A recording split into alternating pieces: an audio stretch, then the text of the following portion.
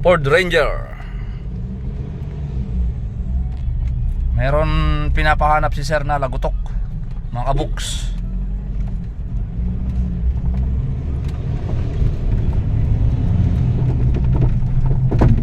Lakas oh. Oh. Oh no, lakas sir.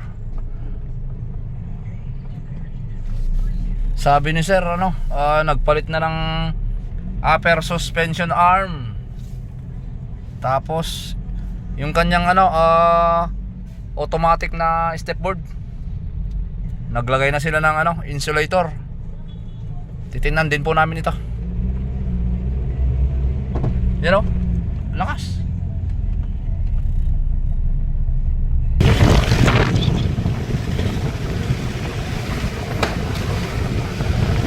Yan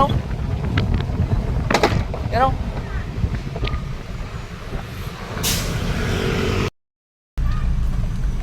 testing pa natin ulit. Papasok na naman ng stuntman technique.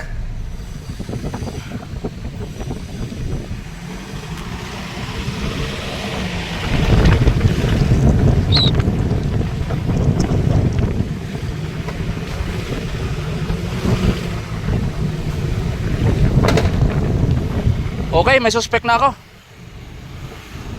Okay, let's go.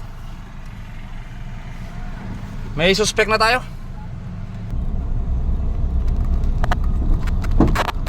Ramdam ko dito sa labas. Tiyaga lang mga sir. Mahanap natin to.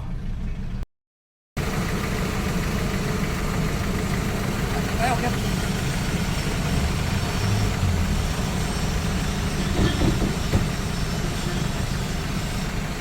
Magaan lang naman tayo.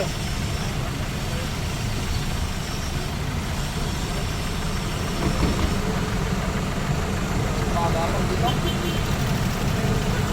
Kumagapang yung tulog. Hindi na kanilak ko eh. Ito, may gagawin tayo dito.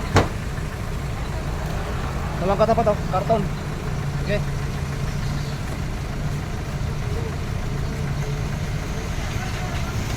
Ba? Ba?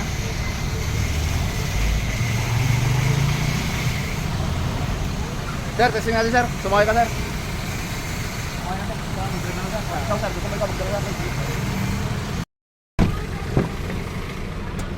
Testing natin. Sir, kasama ka sa video ko sir. Okay lang sir? Ah, sige po, okay na po. Yung tunog niya kasi sir, pagka hawakan ko sa labas dyan sa may fender tsaka sa hood, umuumpog. Makikita mo na lang dito sa dulo ng ating video, i-upload ko to. Okay, sige. Kaya kanina sir, nung una kong tiningnan yung hood dahil ramdam ko nga dyan. Pangalawa, yung sa bumper, kita mo yung mahiwagang karton na ginawa natin sir. Sinapi ko para matrace lang muna. Okay.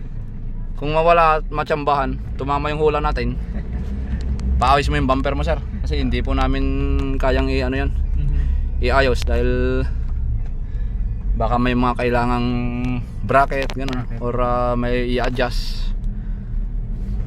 Masyadong dikit po kasi.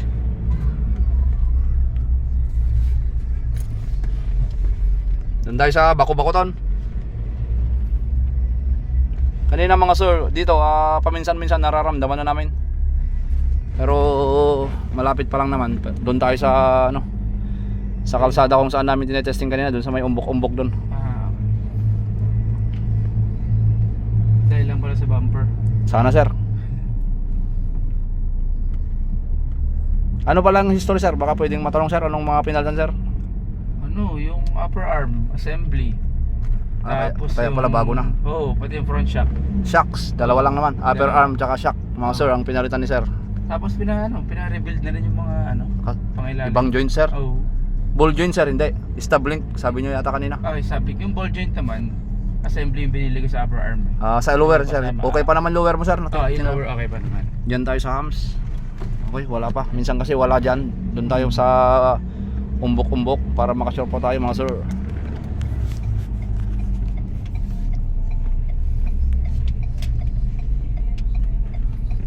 mga ibang natanungan ko nga, ang akala, Ano, sir?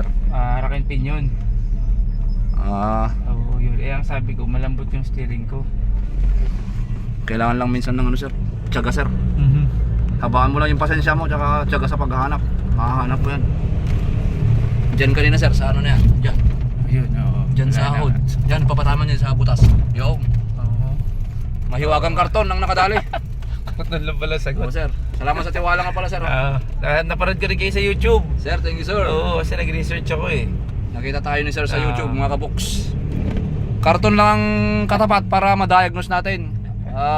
Habaan nyo lang kunti yung pasensya nyo tsaka tiyaga sa paghahanap. Tapos lawakan po natin yung isip natin. Pagapangin nyo yung isip nyo doon kung saan saan sa lahat ng mga pyesa-pyesa kung saan possible na panggagalingan niya. Makukuha nyo yan mga sir. So ito si sir, wala na yung problema niya. Panglima na siguro kayo nag-check. Yun, pangilan kami sir? Panglima na. O, panglima kami. Yun, peace. Maraming salamat po sa patuloy po ninyong pagsuporta sa ating YouTube channel mga kaboks, mga sir. Okay. Bye-bye. Sir, thank you sir. Shout out Thank po sa you. inyo. Dito tumatama sir. Oh. Bender, kaya gumagapang dyan. Sa unang part ng ating video, nakahawak ako dyan. Nilabas ko yung katawan ko dyan. Makikita mo sir, lumabas ako dyan. Yan sir. Oh. Yun, ang tunog. Pansamantala, lalagyan na lang namin ng rubber dito. Dahil yung mounting niya sa ilalim, tinignan ko, hindi na-adjust mga sir. Gawan na lang muna namin ng paraan to. Para si sir, ipapainal na lang niya doon sa mga gumagawa ng bumper. Yan o. Yan. Ayun, naglagay lang tayo ng guma o. Ano yan? Hindi nakita yan. Ayun o. Okay na, mga sir. Approve na.